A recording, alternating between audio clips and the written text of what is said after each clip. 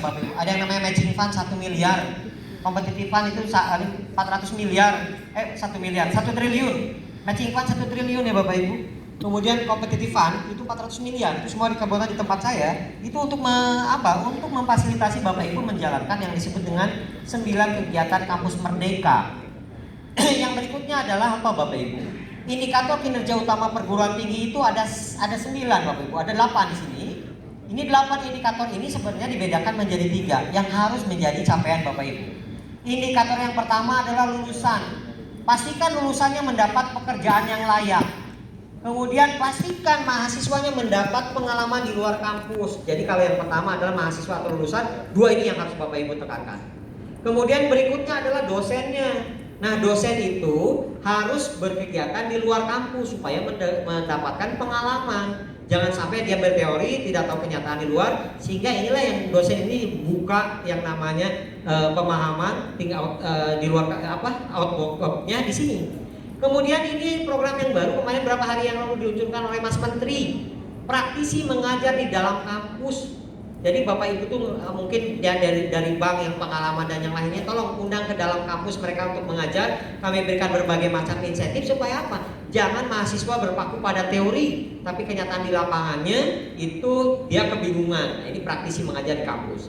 Kemudian yang berikutnya adalah hasil kerja dosen digunakan masyarakat dan diakui internasional. Saya sangat berharap Bapak Ibu dosen bukan hanya menulis tapi betul-betul punya yang namanya impact. Nah, ini pertama 2 ini adalah mahasiswanya, lulusannya, yang 3 ini dosennya. Kemudian yang 3 ini penekanan berikutnya adalah kurikulum Bapak Ibu untuk bisa mencapai namanya MBKM. Pertama, harus bekerja sama dengan mitra kelas dunia. Nah, ini yang kita ingin tekankan, kerjasama ini Bapak Ibu silakan kolaborasi, kelas yang kolaboratif dan partisipatif tentunya tidak lagi seperti dulu, dan program studi yang berstandar internasional. Ini yang kami tekankan 8 indikator kinerja utama supaya bisa menjadi kampus unggul dan berkelas dunia.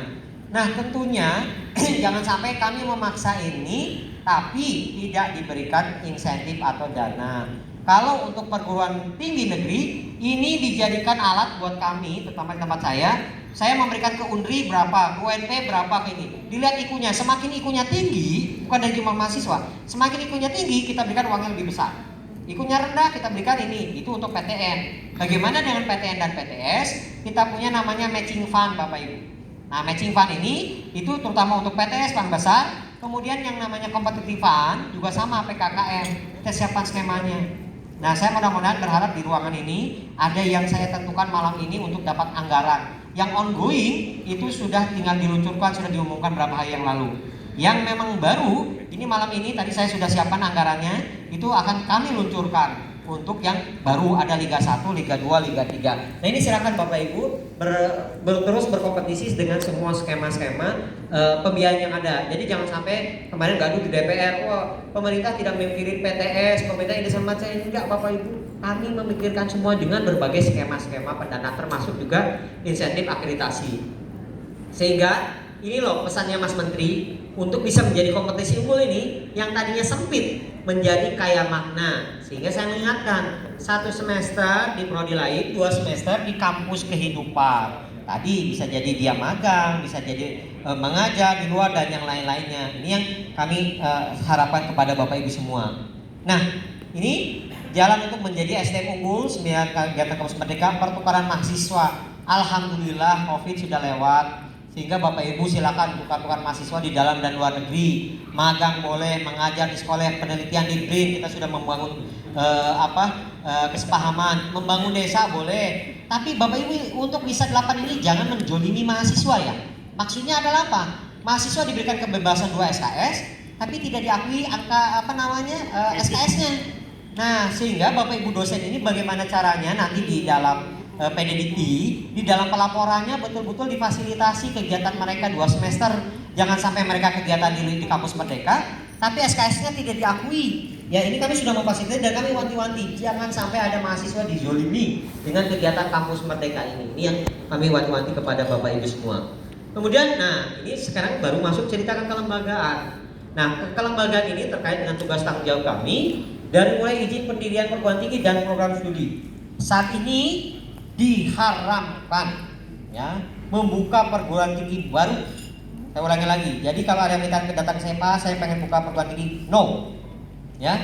Tapi kalau program studi masih boleh. Tapi ini pun juga diperketat. Nanti Bapak Ibu lihat di siaga deh. Jangan sampai bergebu-gebu, oh saya pengen buka prodi ini. Bapak Ibu harus lihat berapa jumlah mahasiswa di wilayah tersebut, berapa prodi yang sudah berjalan. Prodi yang sudah berjalan apakah mahasiswanya penuh atau tidak, apakah masih kurang atau tidak. Jangan sampai Bapak Ibu membuka prodi akhirnya tidak ada mahasiswa. Ingat Bapak Ibu, buka satu prodi minimal 5 mahasiswa. 5 dosen. Satu dosen kalau Bapak Ibu bayar 5 juta, berarti satu prodi itu kurang lebih harus nyiapkan dosennya aja 25 juta. Belum lagi sarana prasarana ya Pak ya, itu satu prodi. Hitungan matematis saya kalau Bapak Ibu ingin buka prodi, ini idealnya minimal saja. Kalau kita bicara untung rugi, harus ada 20 mahasiswa minimal.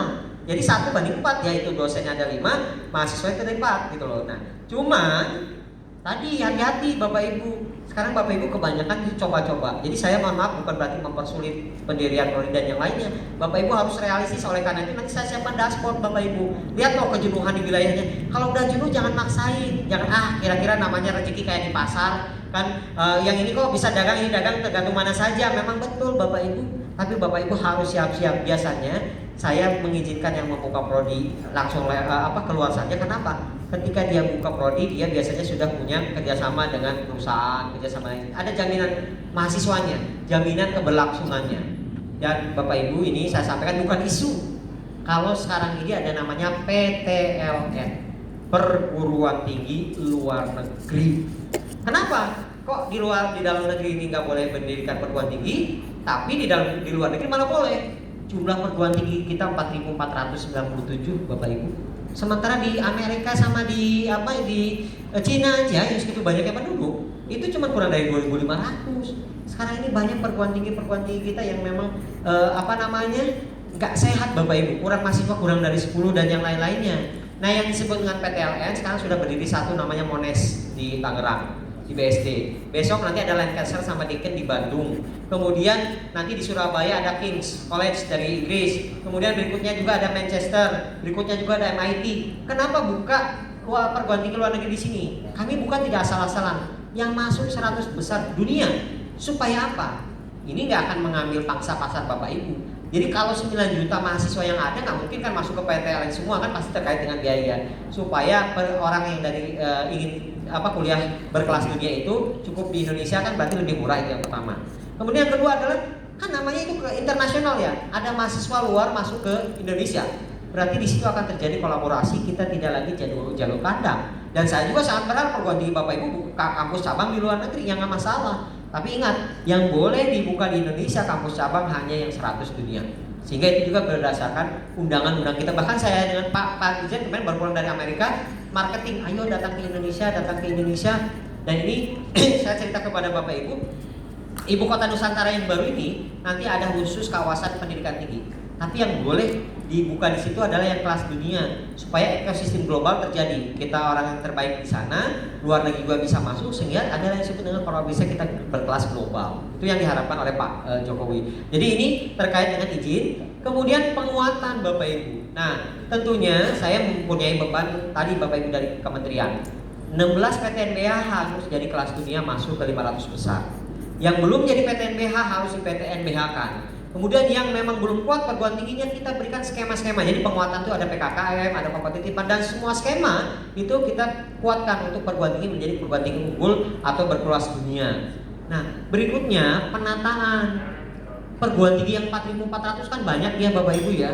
Itu kami tata. Oleh karena itu kami kalau ini bikin perguruan tinggi universitas membuka selebar-lebarnya. Sehingga apa Bapak Ibu? Sekolah tinggi dengan institut boleh jadi universitas, sekolah tinggi dengan sekolah tinggi boleh jadi institut. Sehingga mohon Bapak Ibu kita evaluasi diri masing-masing. Perguruan tinggi saya akreditasinya apa, jumlah mahasiswa berapa.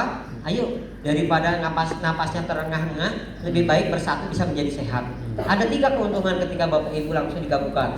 Pertama, kita berikan insentif pendanaan untuk penggabungan. Kedua, insentif akreditasi ketika yang sehat dengan tidak sehat menjadi lebih sehat juga Bapak Ibu. Kemudian efisiensi dari sisi manajemen dan pengelolaan. Nah, inilah yang kami harapkan Bapak Ibu, mohon dari perguruan tinggi kurang lebih 114 dari wilayah Pekanbaru ke Kepri ini, ayo lihat masing-masing, nggak usah gengsi, kita kolaborasi saja. Kita mungkin di sana keunggulannya SDM, di sini keunggulannya sarana prasarana. Dulu mungkin perguruan tinggi Bapak Ibu pernah berjaya, tapi dunia terus berubah. Ayo kita gabungkan. Kami memberikan keleluasaan di penataan perguruan tinggi ini. Kemudian berikutnya adalah pengendalian dan penilaian perguruan tinggi. Saya Bapak Ibu dari 4.497 masalah ada terus. Nah, masalahnya biasanya kalau dari PTN pemilihan rektor, kalau dari PTS perebutan yayasan, perebutan perguruan tinggi antar yayasan, itu hampir di setiap provinsi itu ada. Saya tidak berharap di Riau ini ada ya. Jadi kalau bisa Bapak Ibu akur-akur sajalah antar yayasan atau perguruan tinggi supaya tidak menambah beban. Cukuplah ITM yang menjadi kemarin salah satu contoh buat kita. Kita harus melepas 7.000 mahasiswa, kita pindahkan, kita passing out gara-gara berantem antar yayasannya itu. Menang jadi arang, kalah jadi abu kan, ngapain gitu loh. Kita mendingan mikirnya adalah mahasiswa. Nah ini yang kami juga kendalikan, kan kami nilai. Goal utamanya kami ingin menjamin mutu perguruan tinggi melalui akreditasi dan menuju world class university. Saat ini kami lagi mensimplifikasi aturan. Ada 3 aturan yang memang mungkin membuat Bapak Ibu ribet. Pertama, sistem penjaminan mutu pendidikan tinggi. Yang kedua adalah standar nasional pendidikan tinggi. Yang ketiga adalah akreditasi. Itu kami simplifikasi peraturannya menjadi sistem penjaminan mutu pendidikan tinggi. Banyak semua direduce aturan-aturan. Kita belajar dari pandemi Bapak Ibu. Ya. Kenapa belajar dari pandemi? Ternyata bisa kok belajar hybrid ya. Itu nggak perlu lagi ini dan yang lain. Jadi sehingga Bapak Ibu dulu waktu awal pandemi orang membuka yang namanya belajar jarak jauh, tapi ternyata tidak laku. Ya, jadi kan ada yang yang laku. Kalau kita kan memang dari dulu ya. Ternyata belajar jarak jauh itu tidak laku karena apa? Karena yang perguruan tinggi konvensional kan juga akhirnya melakukan pembelajaran jarak jauh melalui media yang disebut dengan Zoom. Nah ini yang akhirnya kami merubah beberapa aturan, merubah beberapa paradigma, sehingga sebulan yang lalu saya mengeluarkan surat Pak Dirjen, itu adalah menghentikan yang disebut dengan kelas malam, kelas Sabtu Minggu, kelas jarak jauh itu tidak ada lagi istilahnya. Yang paling penting itu bukan istilahnya kelas malam, kelas jarak jauh. Yang paling penting itu capaian pembelajaran. KRS-nya ada berapa sih capaian pembelajaran untuk mata kuliah ini? Kemudian berapa dicapainya? Metodenya mau malam, mau siang, mau Sabtu Minggu, dia terserahkan aja kepada Bapak Ibu. Kalau dulu nggak mungkin Sabtu Minggu. Ya sekarang masuk logika nggak sih kalau Sabtu Minggu? Ya tinggal dilihat dari SKS-nya. Itu yang untuk mengamankan teman-teman mahasiswa dan mengkondisikan supaya sesuai dengan yang terbaru saat ini Bapak Ibu. Nah inilah Bapak Ibu potret kita 4.497 perguruan tinggi dengan prodinya hampir 30.000, mahasiswa 9 juta dengan dosen 320.000 tersebar dari Aceh sampai Papua. Ini sebaran perguruan tingginya kalau Bapak Ibu lihat yang terbanyak di Jawa Barat, Jawa Tengah, Jawa Timur. Tadi 264 ada di di wilayah 10 ya. Ini yang terus akan kita efisienkan. Nah, ini kalau dilihat dari jumlah perguruan tinggi, saat ini yang paling banyak ini Bapak Ibu di sekolah tinggi 51%. Jadi kalau Bapak Ibu ada sekolah tinggi yang hanya ada satu prodi, kami menyarankan coba kita evaluasi. Di situ dia jadi ketua, di situ dia jadi dosen, di situ dia jadi tekniknya, di situ dia jadi klinis. Ada yang seperti itu ada. Nah itu semua yang disebut dengan manajemen tukang cukur. Manajemen pendidikan tinggi kan ketua ada sendiri, yayasan ada sendiri, kemudian dosen sendiri gitu loh. Nah ini karena apa? Ya karena itu tadi yang saat ini ada. Jadi sebagian besar di sekolah tinggi Bapak Ibu. Kemudian dari jasa pembina ini saya harus jelaskan bahwa perguruan tinggi di bawah Kemendikbudristek ada 3.157. Di bawah Kemenak ini ada UIN, ada IAIN, ada STAI dan yang lainnya ada 1.190 dan kementerian lainnya. Ada Poltekkes, ada Kementerian PU dan yang lainnya. Nah, dari jumlah 4.497 tadi, yang jadi tanggung jawab saya langsung adalah 2.194 di Direktorat Kelembagaan. Yang 963 itu adanya di Direktorat Jenderal Vokasi kelembagaannya. Jadi Bapak Ibu yang punya 2 akademik dan vokasi, punya 2 bapak antara saya dengan Pak Hendri. Tapi itu tidak ada masalah, vokasi bidangnya lain, ini adalah bidangnya akademik. Nah, terkait dengan tadi bentuk satker, saya lewat saja ini sama. Nah, yang Bapak Ibu yang saya sedihkan ini Bapak Ibu, ini dan juga ada juga di Pekanbaru sama Riau. Ini Bapak Ibu dari 4.497 perguruan tinggi yang belum terakreditasi 1.938. Ya, belum terakreditasi, sehingga kami mohon, ayo akreditasi itu bukan hanya untuk program studi, memang syarat kelulusan program studi. Tapi akreditasi perguruan tinggi ini menjadi kewajiban Bapak Ibu supaya apa? Supaya standar nasional pendidikan tinggi terpenuhi atau tidak. Kami menyarankan yang belum akreditasi, ayo segera akreditasi perguruan tingginya. Kemudian ini akreditasi perguruan tinggi nanti di wilayah 10, Bu Abdal ini ada kurang lebih masih ada PR-nya 90 ya Bu ya. Di wilayah 90 perguruan tinggi belum terakreditasi. Di wilayahnya Pak Rizal itu ada 13, LDT 13, kurang lebih masih 56 ya Pak ya. Nanti 56 menjadi PR. Gimana caranya? Kejar-kejar supaya bisa terakreditasi perguruan tingginya. Nah, kalau dilihat dari sebaran program studi Bapak Ibu, sebaran program studi totalnya kurang lebih ada 30.638 program studi. Ini Bapak Ibu bisa melihat kalau program studi yang ada saat ini di Provinsi Riau saja, kalau kita lihat Provinsi Riau ada 681 program studi. Sehingga tolong Bapak Ibu kalau membuka program studi baru jangan latah. Sekarang bisnis digital, buka bisnis digital. Bapak Ibu nggak mikir kalau 4 tahun yang akan datang mahasiswa kalau lulus mau kerja di mana, ya kan? Jadi ini tolong berpikir ulang ketika Bapak Ibu akan membuka program studi yang baru di masing-masing wilayah. Nanti saya berikan toolsnya ke Bapak Ibu untuk mengevaluasi sebelum memutuskan untuk buka program studi yang baru. Nah ini paling banyak meskipun kalau tadi jenis perguruan tinggi paling banyak adalah sekolah tinggi, tapi kalau prodinya itu lebih banyak di universitas. Kurang lebih ada 17.447 program studinya.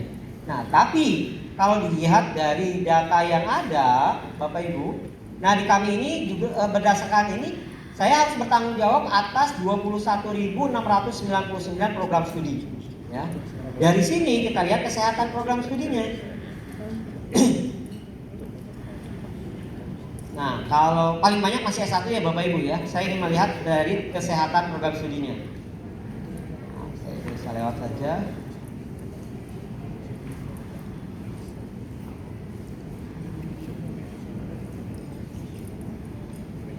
Nah, ini Bapak Ibu yang menjadi PR kita. Dari 30 ribuan program studi, ternyata 6.671 belum. Kata belum itu bisa jadi program studinya belum melakukan akreditasi atau memang sudah waktunya belum mengusulkan. Tapi yang lebih parah ada kata tidak. Tidak ini maknanya berarti gagal. Kalau belum kan baru mau akan memang belum pernah sama sekali. Kalau tidak, nah ini saya minta bantuan Bu Abdal dan Pak Rizal ya. Identifikasi yang tidak ini 464. Ya tolonglah kalau memang tidak ada lagi aktivitasnya ditutup saja, ya atau digabungkan disatukan. Nah ini tolong dicermati yang tidak terakreditasi. Karena kalau dia tidak terakreditasi kan tidak bisa meluluskan mahasiswa ya. Itu merugikan. Nah ini tolong ada yang tidak terakreditasi. Yang saya pikir mana-mana kalau tidak ini memang nggak ada aktivitas dan yang lainnya gitu. Ini yang tolong dipastikan. Kalau di breakdown, contohnya di Riau di wilayah 10 dan wilayah 13 ini, kita lihat yang belum terakreditasi di wilayahnya 10, karena 10 ini kurang lebih ada wilayah 10 yang belum terakreditasi ada sekarang lebih 283. Yang tidak terakreditasinya wilayah 10 ada 16. Jadi dari Pekanbaru, dari Kepri dan Jambi dan segala macam, 16 ini dipastikan. Ini kalau tidak digabungkan ditutup saja prodinya kalau memang tidak terakreditasi. Nah, kemudian yang belum di wilayah 10 ini kurang lebih ada 283. Sementara di wilayah 13, ini di wilayah 13 yang tidak terakreditasi ada 9. Yang belum terakreditasi ada 78. Nah, jadi PR-nya Pak Bapak sama Ibu Kepala Lembaga yang baru itu adalah apa? Yang tidak terakreditasi dipastikan, kalau memang tidak akreditasi tutup. Yang belum terakreditasi didampingi. Kalau bisa jangan akreditasi, jangan baik sekali, jangan baik. Kalau bisa sekali akreditasi langsung unggul. Nah, cuman yang sekarang jadi PR berikutnya, yang akreditasi C, akreditasinya baik, caranya ditingkatkan menjadi unggul. Nah, ini yang menjadi juga PR kita bersama Bapak Ibu. Jadi beban kami ini kalau di total secara nasional, yang tidak terakreditasi ada 464 dari 30.000, berarti kurang lebih 1%. Jadi masalah. Kemudian yang belum terakreditasi ada 6.671, kurang lebih sekitar 20% belum terakreditasi. Nah ini yang menjadi permasalahan di kami Bapak Ibu.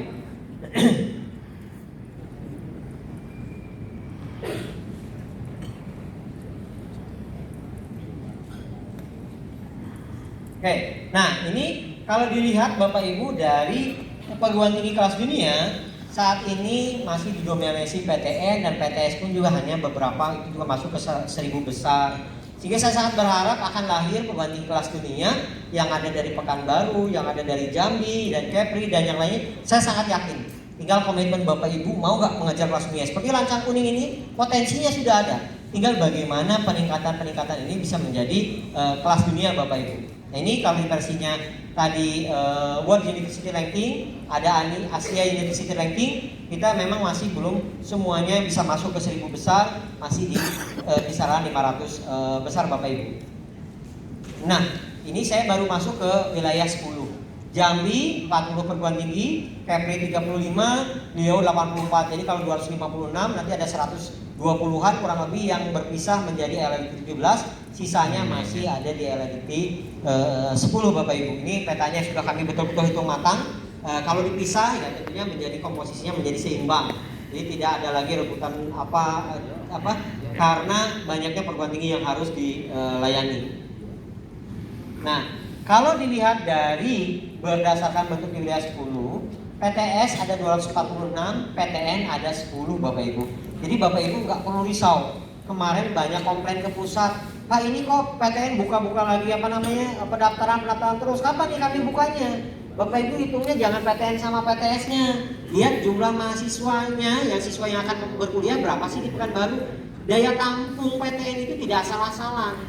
Kami sudah tetapkan yang namanya formasi masing-masing perguruan tinggi. Dihitungnya dari mana? Dari rasio dosen dan mahasiswa. Nggak mungkin sekarang 50, kapasitas dia 50, dia buka jadi 200, jadi 300, enggak. Jadi Bapak Ibu tidak perlu risau dengan PTN